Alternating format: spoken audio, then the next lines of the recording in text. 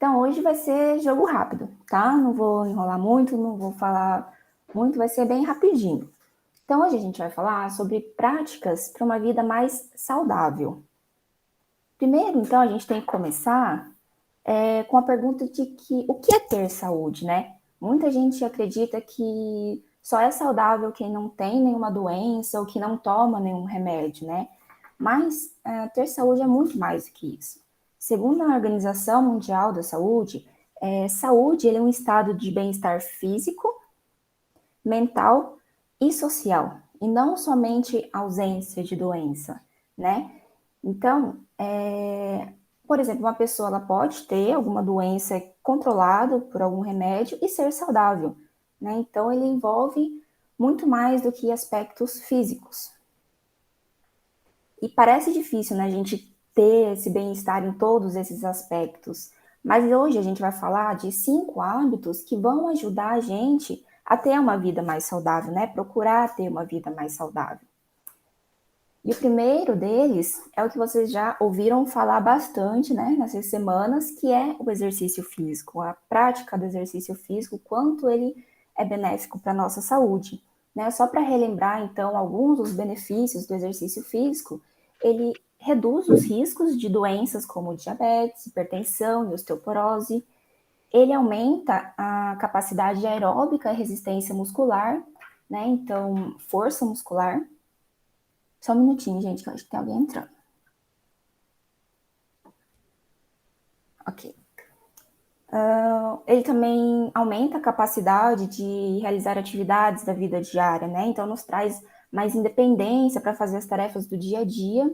Ele reduz o risco de quedas ou lesões por queda. E também ele melhora a saúde cerebral e autoestima.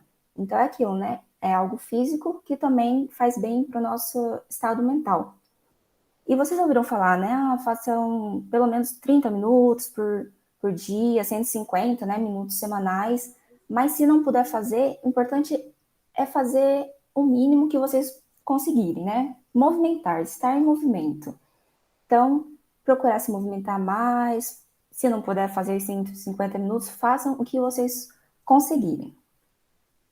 O segundo ponto para a gente tentar ter uma vida mais saudável é a alimentação. Né? Uma boa alimentação ela vai impactar muito na nossa saúde.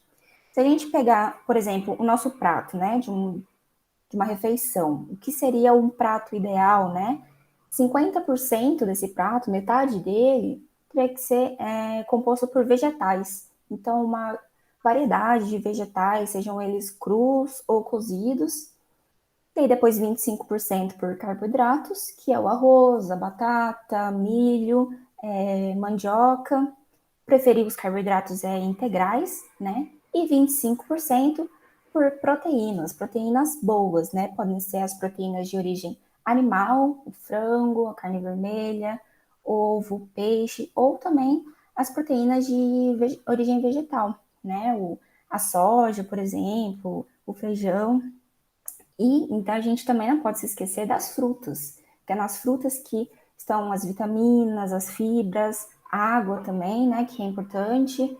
Então, em média, de 3 a 4 porções de frutas diariamente. Outro aspecto também que engloba a nossa alimentação é o consumo de água. Parece simples, mas muitas vezes a gente esquece de beber água. Chega no final do dia, você vai pensar se bebeu 2 copinhos de água, né? Se a gente não sente aquela sede, a gente acaba esquecendo. Se não tiver uma garrafinha do lado o dia inteiro, a gente esquece de beber água mesmo, né? E o nosso corpo, o corpo de um adulto, né, ele é composto por mais de 60% de água. Então, a água ela é importante para a lubrificação dos olhos, dos fluidos cerebrais, regular a temperatura corporal, ajuda a converter a comida em energia, ele participa do processo de digestão e também ajuda a manter a hidratação da pele, né? Ajuda a manter a pele jovem. Por isso que é tão importante a gente beber água, não se esquecer disso. Em média, a gente tem que beber, em média não, no mínimo, a gente tem que beber 2 litros de água por dia. Parece muito, mas são 8 copos de 250 ml por dia. Então, por exemplo, de manhã, se a gente acorda e toma 4 copos durante a manhã, e depois à tarde mais 4, parece ok, né? Não é muito. mas se puder tomar mais, é melhor ainda. Assim, a gente evita tomar muito no final da tarde, perto da noite, para não ficar indo no banheiro durante a madrugada e atrapalhar o nosso sono, né? Mas durante o período da manhã, aproveitar, assim, quando a gente tem mais atividades, tomar bastante água, tá? O terceiro ponto seria a qualidade do sono. Também parece uma coisa que a gente às vezes não se importa, né? Dormir, a gente só dorme, mas a qualidade do sono é muito importante. Para vocês terem noção, a gente passa 1/3 das nossas vidas dormindo, né? Então a gente tem que prestar atenção na qualidade do nosso sono, porque é durante o sono que tem o fortalecimento do nosso sistema imunológico, secreção e liberação de hormônios importantes para o nosso dia a dia e a consolidação da memória. Então, a importância é da gente dormir, não só dormir assim, um período bom, mas a qualidade tem que ser um sono bom. Né? Eles dizem que, em média, a gente tem que dormir cerca de 7 horas por noite. Mas tem gente que precisa de um pouquinho menos, um pouquinho mais. Então, a gente coloca entre 6 a 8 horas por noite. Não menos, nem mais. Né? E prestar atenção na qualidade desse sono. Então, se tem algo que esteja atrapalhando a qualidade do sono de vocês, é bom investigar. Né? Porque pode ser que seja problemas respiratórios ou mesmo problemas psicológicos, mentais, né, como ansiedade, que atrapalha o sono, causa insônia. Isso atrapalha muito. Quando a gente dorme mal, a gente acorda mais cansado de quando a gente foi dormir, né? Então é muito importante a gente prestar atenção na qualidade do nosso sono. O quarto ponto são as relações sociais. Então, nós somos seres sociáveis, né? Nós vivemos em sociedade e a gente cresce em núcleos familiares, amigos, que nos dão segurança, reconhecimento e que moldam os nossos comportamentos, né? Estar conectado com outras pessoas, ele afasta os sentimentos de solidão e nos proporciona alegria e bem-estar. Durante a pandemia foi algo que, né, foi tirado um pouco de nós, essa socialização, mas temos aqui a tecnologia em nossas mãos, né, para afastar um pouquinho essas distâncias. Então, se puder se conectar, mesmo que virtualmente, com as pessoas, isso faz muito bem para a nossa saúde mental, né? Então, tentar manter mesmo em meio à pandemia. E o último ponto é o equilíbrio mental, né? A gente sabe que o nosso corpo, a nossa mente, eles estão conectados, né? Não tem como a gente separar essas duas coisas. Tanto que quando o nosso corpo está mal, a nossa mente fica mal. Ou vice-versa, quando a gente tem algum problema mental, a gente está, né, com ansiedade, a gente percebe sintomas físicos, né? Ele acaba refletindo no nosso corpo. Então, o que seria esse equilíbrio mental, né? Seria como a gente consegue lidar com os nossos sentimentos, né? Seria identificar e lidar com esses sentimentos e emoções. Então, a gente prestar atenção no que está nos fazendo mal, ou prestar atenção em como a gente reage a certas coisas, né? Como a gente lida com os nossos problemas. Isso é importante a gente nos conhecer de dentro para fora. E o que pode amenizar, né, isso? O que a gente pode fazer para ter um equilíbrio mental? É basicamente tudo que a gente falou anteriormente. A prática de exercício físico, uma boa alimentação, dormir bem, as relações sociais, né? Quando algo não está bem, a gente conversa com algum familiar, algum amigo. E fazer atividades que nos dão prazer nas horas de lazer. Então, por exemplo, fazer algo para você, por você, algo que você goste, né? Não só para os outros. Então, o que você gosta, seja jardinagem, artesanato, ler algum livro, praticar esporte ou aprender algo novo. A gente acha que a gente chega a certa idade e não é mais capaz de aprender algo novo, né? Falar, imagina, eu vou aprender algo novo. Isso é mentira. A gente consegue aprender algo novo sem, não tem uma idade, né? A gente sempre pode estar aprendendo algo novo. Isso, o nosso cérebro é capaz disso, é capaz de se modificar para aprender algo novo sempre, independente da idade. Então, e não esquecer que, mesmo se você esteja fazendo essas coisas, procurando ter um equilíbrio mental, se vocês sentirem que algo não está bom, que tem algum problema, conversar com seus familiares, né? Não ficarem acanhados em pedir alguma ajuda profissional também, como psicólogos, psiquiatras, né? Hoje em dia, a gente sabe que fazer uma terapia, procurar uma ajuda profissional, isso é importante para todo mundo, né? Ainda mais hoje em dia que a gente tem poucas relações sociais, né? A gente parece que tem menos pessoas com quem conversar. Então, não se sintam acanhados em pedir ajuda, se sentirem que algo não está bom. Então, os 5 pontos para uma vida mais saudável são esses: exercício físico, a boa alimentação, qualidade do sono, relações sociais e o equilíbrio mental. E então, para essa semana, eu gostaria muito que propor um desafio assim para vocês de adotar pelo menos 2 hábitos, né, desses que a gente falou, em diferentes aspectos, seja o exercício, alimentação, qualidade de sono e relações sociais, pelo menos adotar 2 hábitos que vocês não estão acostumados para buscar essa qualidade de vida, né? Eu vou dar alguns exemplos do que vocês podem fazer. Então, por exemplo, em relação ao exercício físico, vocês podem começar a fazer um exercício se vocês ainda não fazem, mas se faz, tentar movimentar-se mais em casa, né? Tentar cortar o comportamento sedentário que a gente fala durante, não sei se vocês estão assistindo um programa de TV, na hora que dá intervalo, dar uma andadinha, procurar fazer mais coisas em casa, ficar menos tempo sentado ou deitado. Em relação à alimentação, por exemplo, se vocês não estão acostumados a comer muitas frutas, se proponham a comer pelo menos 3 porções de fruta por dia, né? Ou beber água, que eu acho que isso a gente esquece bastante, mas deixa lá uma garrafa já de 2 litros cheia e procure beber ela até o final do dia, sabe? Em relação ao sono, organizar uma rotina de sono, né? Às vezes a gente cada dia dorme num horário, acorda num horário, é uma bagunça. Então procurar ter uma rotina, né? Dormir todo dia no mesmo horário, acordar no mesmo horário, né? Entre 6 a 8 horas. Ou, por exemplo, quando a gente às vezes tem dificuldade de dormir à noite, é porque a gente tira uns cochilos, né? Durante o dia. E isso pode atrapalhar o nosso sono lá à noite. Então, por exemplo, procurar não cochilar durante o dia para depois conseguir ter uma boa noite de sono à noite. O ratinho, olhando pelo buraco da parede, ele vê o fazendeiro e a sua mulher chegarem com o pacote. Ele já imaginou, nossa, que comida gostosa será que tem no pacote? Qual não foi a surpresa dele quando eles abriram o pacote e lá dentro tinha uma ratoeira? Ele ficou desesperado. Saiu pela fazenda gritando e avisando todo mundo. Tem ratoeira, ratoeira, ratoeira. E a galinha olhou para ele e disse assim: desculpe-me, senhor rato, eu entendo que isso seja um grande problema para o senhor, mas não me prejudica em nada, não me incomoda nem um pouco. Ratinho já ficou triste, foi atrás do porco.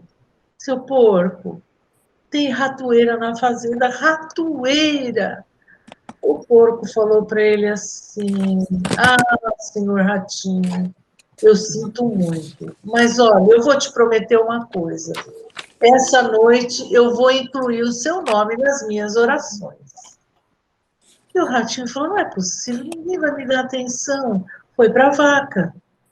A vaca olhou para ele e falou assim: o quê? Ratoeira? Você por acaso acha que eu estou em perigo? Eu acho que não. Nossa, o ratinho voltou para dentro da casa, desolado, falou: hoje eu não vou dormir, eu não vou comer, eu vou ficar aqui encolhidinho, porque eu não quero ser morto pela ratoeira. Estava ele lá no buraquinho dele escondido, quando ele escuta o barulho da ratoeira. Falou: nossa, será que pegou um dos meus? A mulher do fazendeiro veio correndo e foi lá para ver o que a ratoeira havia pegado. Só que ela foi no escuro e a ratoeira tinha pegado a cauda de uma cobra e a cobra picou a mulher do fazendeiro. O fazendeiro, desesperado, levou a mulher para o hospital imediatamente. Eles deram um antídoto, Mas o médico falou, olha, ela tem que ir para casa agora repousar para melhorar, né? Bom, o marido chegou em casa e pensou assim, bem, o que vai fazer bem para uma pessoa com febre? Uma bela canja de galinha, né? Foi lá no terreiro, pegou o seu cutelo e foi lá matar uma galinha para fazer a canja. Deu a canja, mas a mulher não melhorava. Aí a vizinhança, todo mundo veio visitar a mulher do fazendeiro. Ele falou: o que eu vou fazer com esse monte de gente aqui? Foi, matou o porco e fez um monte de comida. Por mais que todos se empenhassem, ela veio a falecer. E aí a gente sabe que nesses lugares mais distantes, um funeral vem a cidade inteira, né? Ele falou: bom, não tem outra saída. Sacrificou a vaca e fez comida para poder dar para todos os que fossem ao funeral. Então, da próxima vez que você ouvir que alguém está diante de um problema, pode acreditar que o problema diz respeito a você também. Lembre-se de quando apareceu uma ratoeira na casa da fazenda, todo mundo correu risco. O problema de um, na verdade, é um problema de todos. Assim é com o envelhecimento saudável. Ele é problema de todos nós. Quem ainda não está envelhecendo, é muito jovem, já tem que começar a se preocupar com a sua saúde. E quem já está no processo, mais ainda. Será que andar Sim. na rua é ruim, Márcia? Se essa rua fosse minha, eu mandava, eu mandava. Nessa rua, no final dessa rua, tem um quinhão que se chama imensidão. Dentro dela, dentro dele, moram histórias que transbordam emoção. Amores, ânsias e afetos, animais e jabuticabas, trabalho e brincadeiras, festas e parentes. A seguir pelos caminhos das próprias raízes, a moça, menina, partiu a procurar pistas na poeira do tempo, em descoberta da terra dos seus antepassados. Aqueles cujos retratos ficavam guardados na antiga mala das brincadeiras da infância, na mágica casa de madeira abandonada.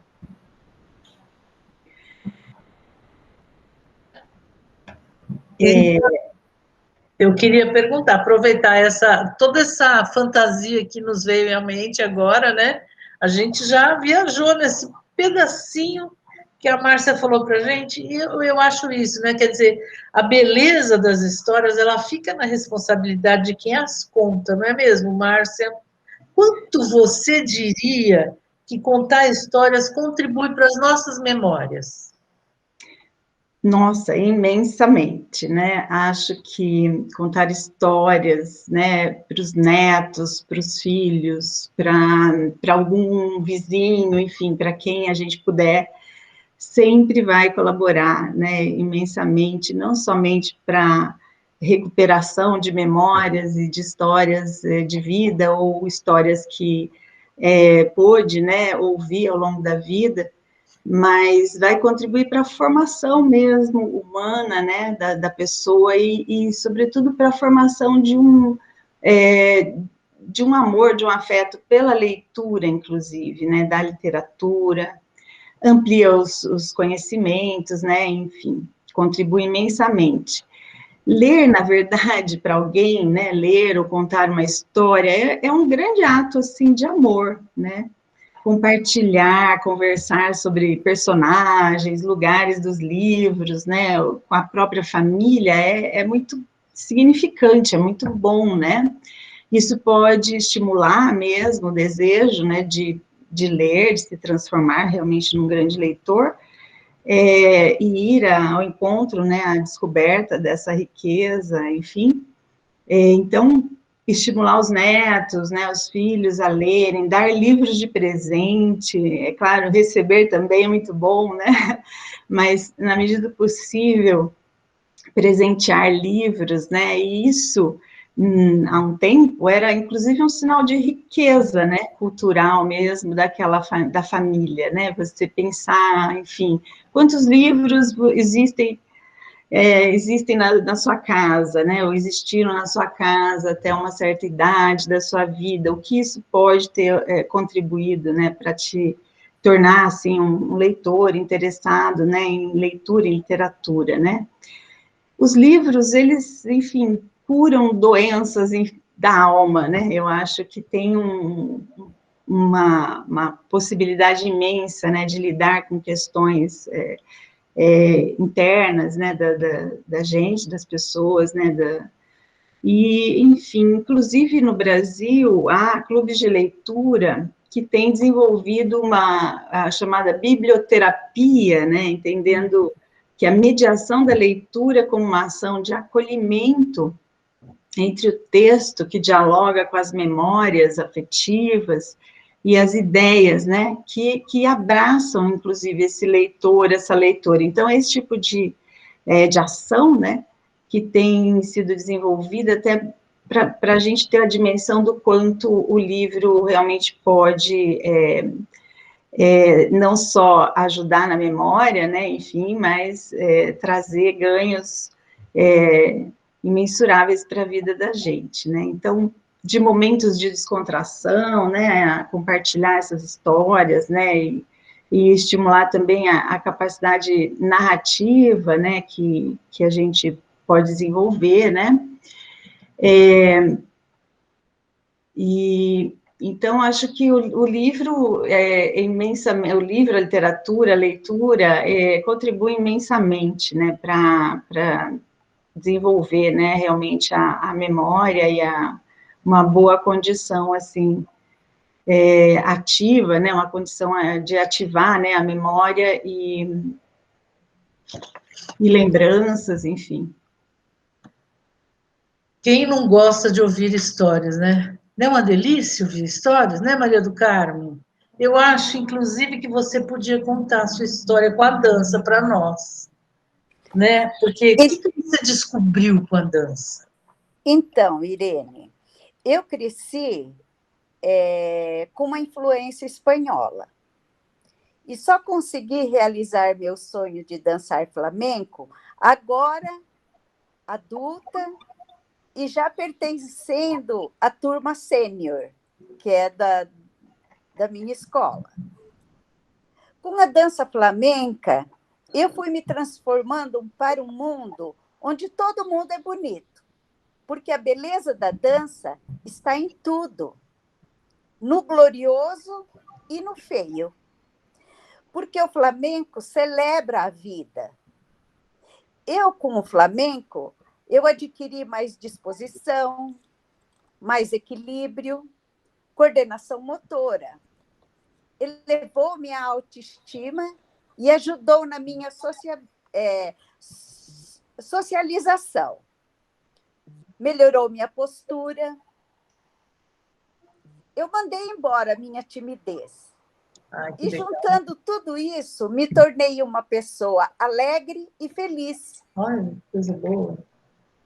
Decorar as coreografias e sentir o que as letras das músicas nos tocam se tornam em simples sequência de passos e movimentos que contam histórias de famílias, histórias de amor, histórias da natureza, histórias da alma. Para mim, viver o flamenco é viver a vida de uma forma mais leve.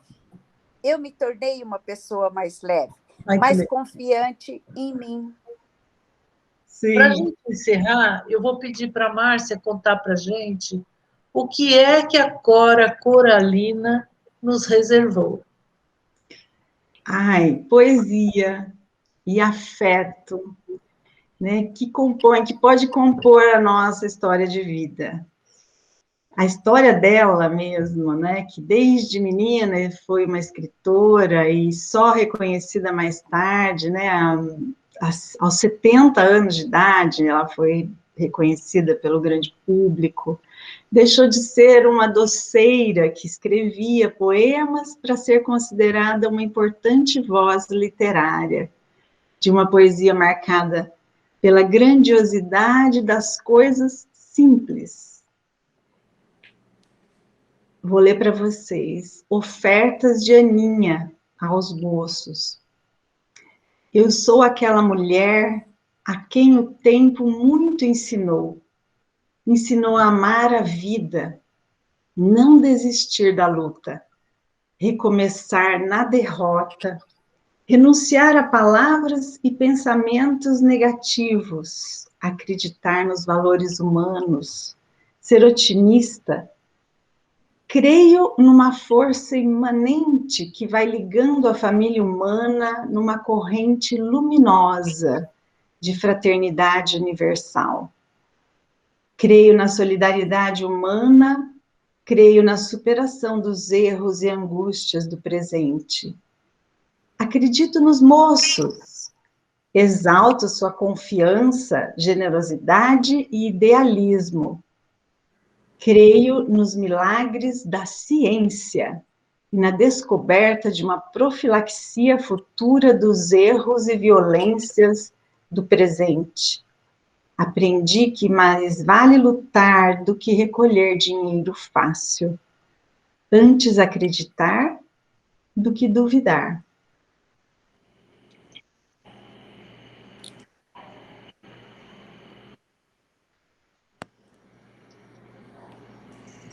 Antes de encerrarmos, eu quero agradecer imensamente a Maria do Carmo, que imediatamente aceitou o nosso convite, a Márcia Rorato, a Fernanda Mello, que são pessoas do nosso projeto e que têm um entusiasmo importante para a vida de todos, né?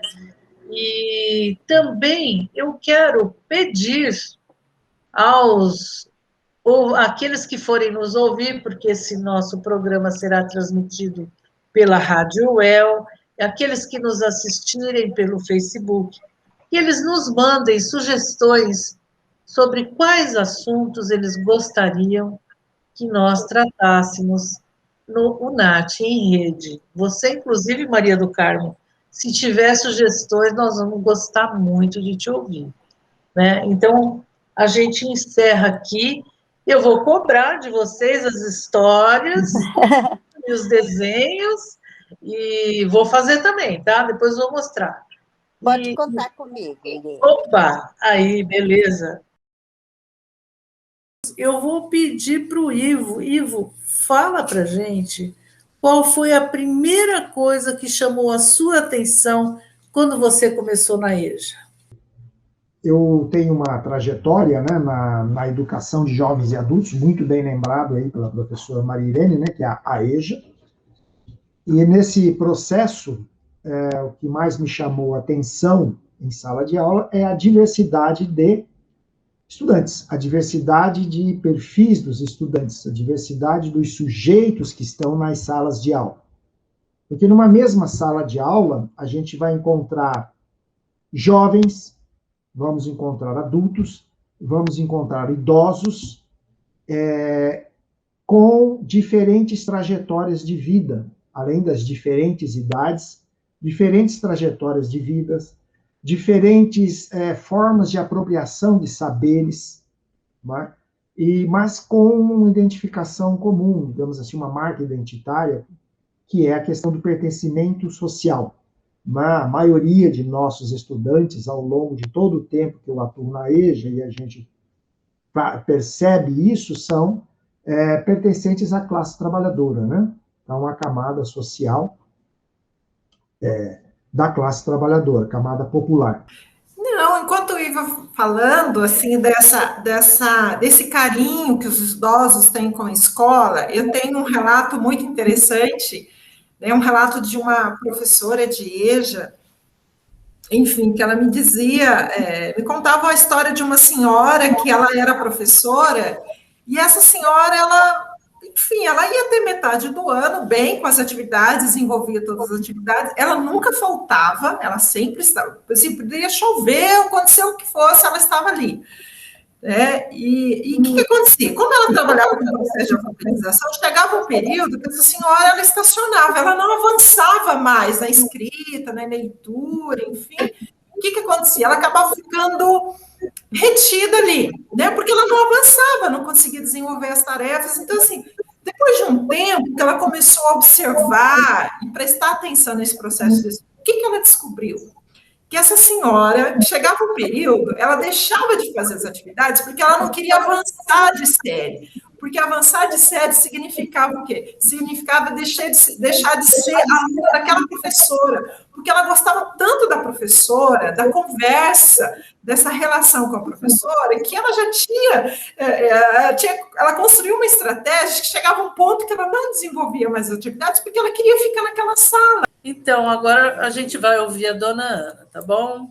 Dona Ana, fala para a gente qual foi o objetivo que levou a senhora a procurar a EJA? O que a senhora pretendia? Aí eu estudei até o 4º ano no sítio, né? Eu morava no sítio. Então, eu sempre tive vontade de voltar a estudar, mas não tinha oportunidade, falta de oportunidade. Até que um dia eu vi um convite na capela aqui do Jardim Itamaraty, Capela São Domingos Sávio, que dessa escola, né, que tinha mudado para cá, tá na escola Dário Veloso, e eu falei, chegou a minha vez e eu vou estudar. Comentei com a vizinha para não ir sozinha, né, e ela topou também, a dona Luci, uns 80 e poucos anos na época, agora ela tem mais de 90, e fui, porque eu tinha muita vontade de voltar a estudar.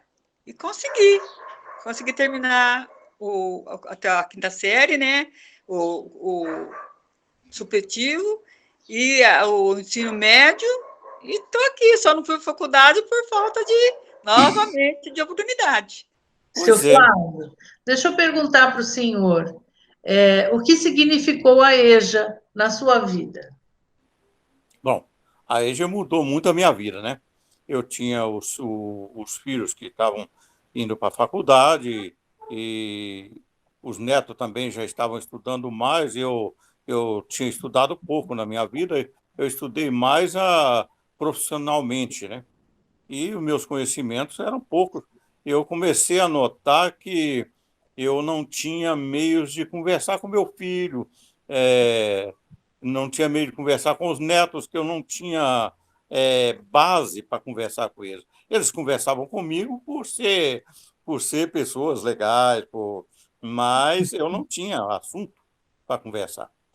Então, isso aí me abriu um caminho muito grande, porque coisas que eu não sabia, eu aprendi, e isso me abriu mais o diálogo com os filhos, né? E com os netos também. O que você acha? Qual a motivação que leva um idoso a estudar outro idioma? Além de tudo que já foi dito aqui. Como eu disse, nosso querido Lino e o professor Marcos também, às vezes fica difícil até para o próprio idoso definir exatamente quais foram os motivos, né, que o levaram a estudar uma língua estrangeira, ou às vezes a se matricular nos nossos cursos de graduação.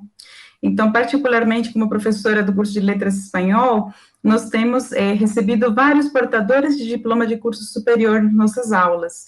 E nós tivemos a experiência do Betão, do nosso querido Betão, a gente chama assim com muito carinho. Foi uma experiência muito produtiva para os alunos mais jovens, né, porque particularmente ele não só participava nas aulas de forma a construir memórias, a construir pontes do conhecimento, mas também ele se envolvia nas questões estudantis, como representante dos alunos, né, então era uma experiência diferente poder participar com ele nas aulas, né, e a gente sabe que com o aumento da expectativa de vida, também as pesquisas nas línguas estrangeiras têm aumentado. Então, a gente percebe essa questão da dificuldade do idoso, às vezes, de entender uma palavra em língua estrangeira, ou às vezes de ter aquela palavra na ponta da boca, né, na ponta da língua, desculpem. E assim, a pessoa acha que tem uma limitação, mas a gente tem que destacar que o cérebro ele vai compensando essas limitações em outras áreas, como a aquisição de vocabulário, como outras formas de aprendizagem que o idoso pode ter e que, devido à plasticidade do cérebro, né, não o impedem de forma alguma de estudar uma língua estrangeira e de poder se enveredar por outros caminhos nessa aprendizagem. Marcos, eu queria que você falasse um pouquinho sobre a importância dos estudos para as memórias afetivas, para a interação social, as questões emocionais, na perspectiva da geriatria. Você vê que interessante, né? Se a gente aproveitar essa fala do professor Lino, né, de um indivíduo que se posicionou diante de um desafio, né? Então, assim, envelhecer e ainda se posicionar diante de desafios é extremamente salutar, né? A gente pode usar o retrovisor ao envelhecer, que é olhar para trás, tá certo? A gente pode usar, mas ele vai ter o objetivo de nos ajudar a continuar andando. O grande problema é quando a gente tem um movimento de só olhar pelo retrovisor. O professor Lino, depois de 32 anos na universidade, ele podia só estar construindo histórias, falando sobre histórias antigas, mas não, ele não se posicionou na frente do retrovisor, tá certo?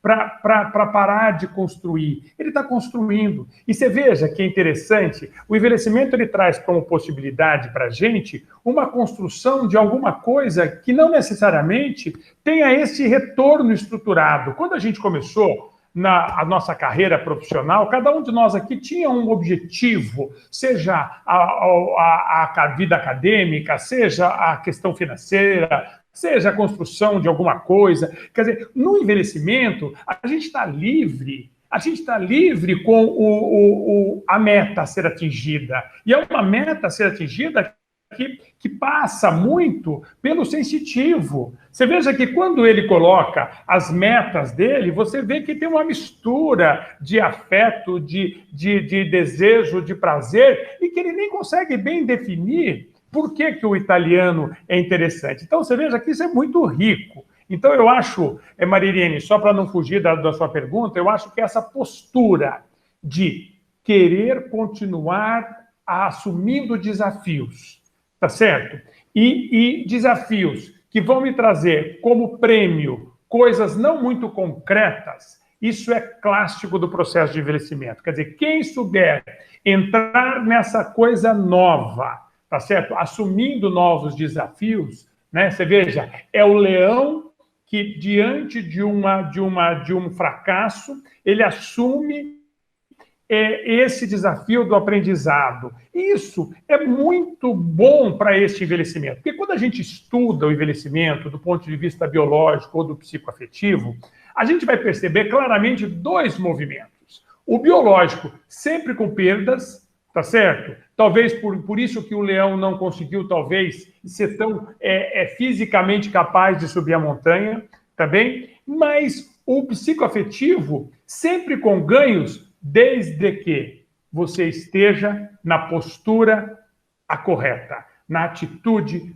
correta. Então, quando você se posiciona na questão de querer um desafio, e se esse desafio, já que nós estamos falando de um idioma, se esse desafio tiver uma complexidade cognitiva, tá certo? E com uma comunicação de coisas que te ligam, seja na música, seja na arte, seja em filmes, tá certo? Muito melhor, porque a gente tem hoje, na geriatria, o conceito de poupança cognitiva, a reserva cognitiva. O que o professor Lino fez ao se desafiar no italiano foi sedimentar a sua reserva cognitiva, e com isso ele tem bem menos chance de desenvolver as doenças neurodegenerativas que muitos de nós vamos ter. Mas se a gente não tiver o investimento nessa reserva cognitiva, a gente não tem esse mesmo retorno. Então, eu vendo outro dia um e-book sobre neurociência, que acabou de ser lançado, eu estou querendo me enveredar um pouco por essa área, estou achando interessante. E aí o coordenador do projeto lá, o doutor Norberto Garcia Caírasco. Sobre o cérebro, ele fala o seguinte, eu vou ler, porque não dá para decorar isso.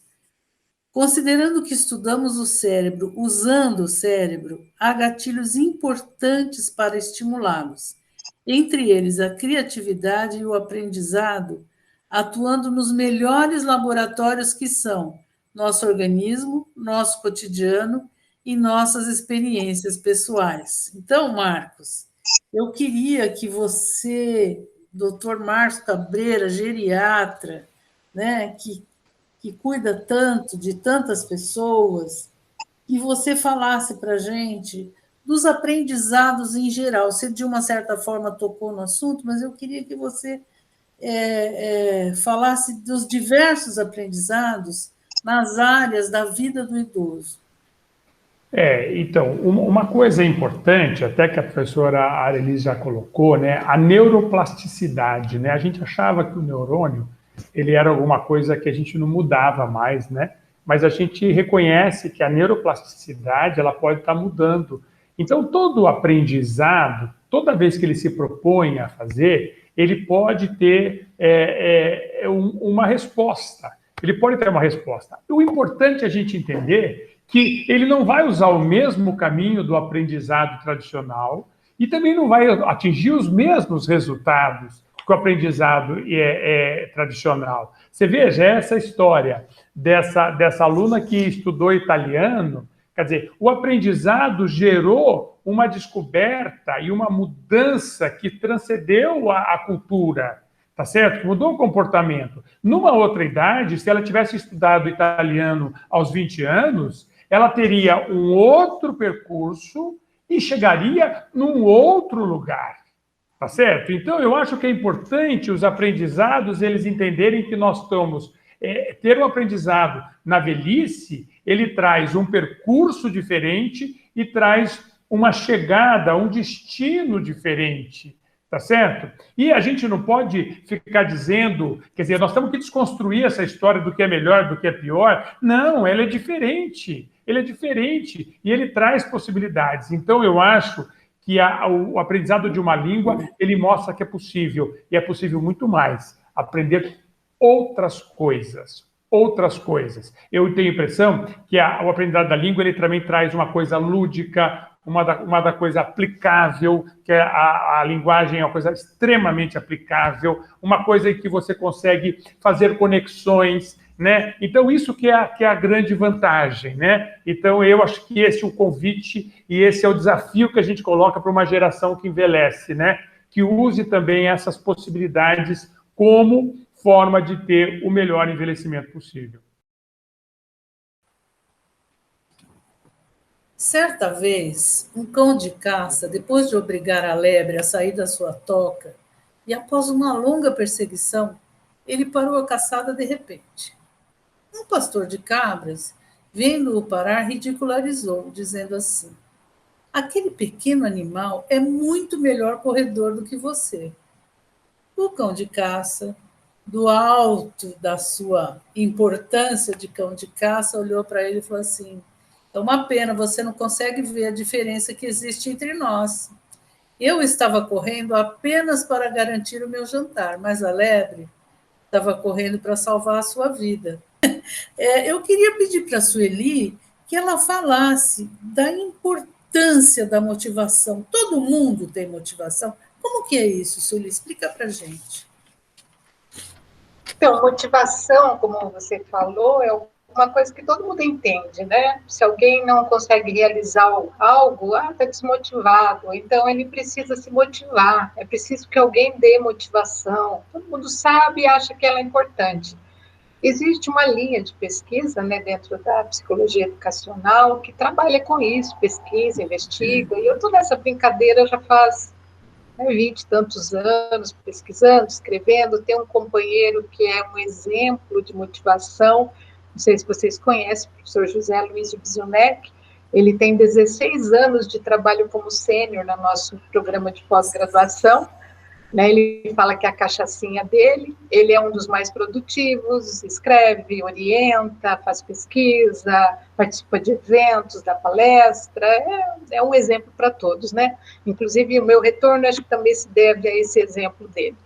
Mas o que é que motiva, né? O que é motivação? Por que ela é importante? A motivação seria um movimento ou uma energia que nos faz iniciar, perseverar no evento, produzir resultados e voltar a fazê-lo. Né? Então, eu digo que eu estou motivado desde o meu interesse em começar até o final e o retorno à mesma atividade. Denilson, você já fala da importância da atividade física para os jovens. Então, imagine para nós idosos como que essa atividade física, né, não é importante. Então, você pode falar um pouquinho da atividade física para o envelhecimento sob o ponto de vista de alguém que já acompanhou idosos de diversas idades, né? Conta para nós o que você já viu acontecer.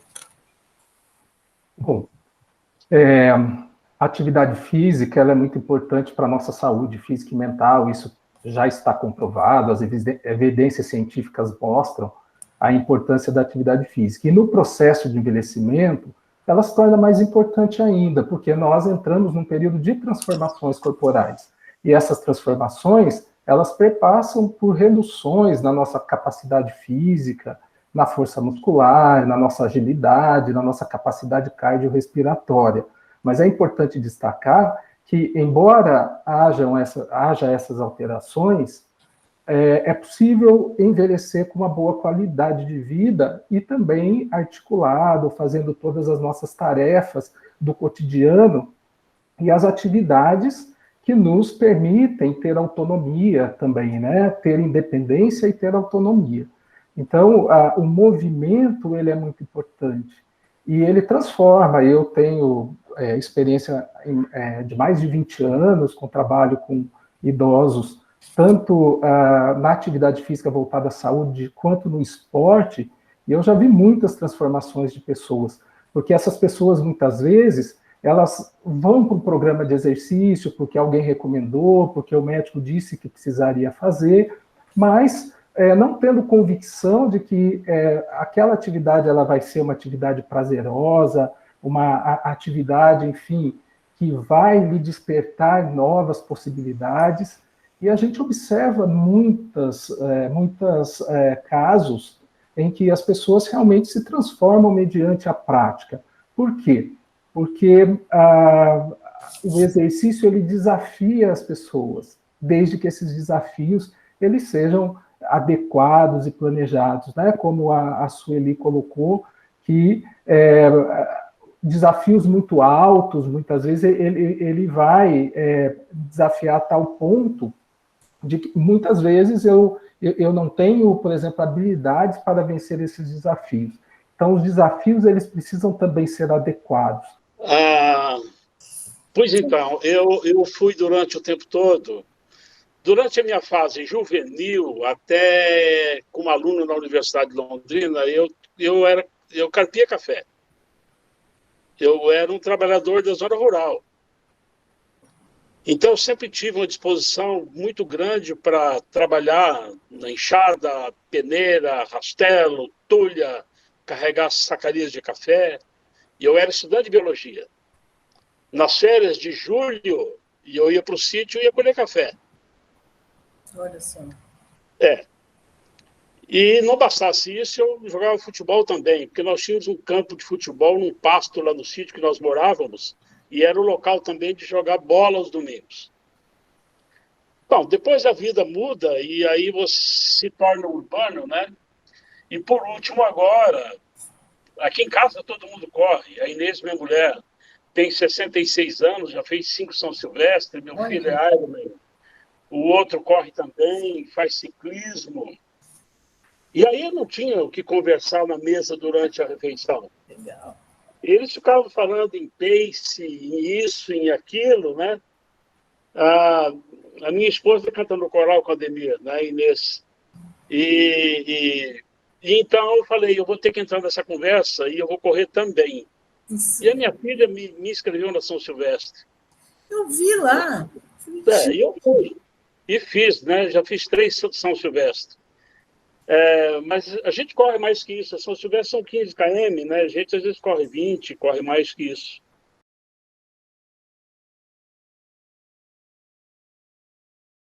Nós não fomos feitos para ficar sozinho.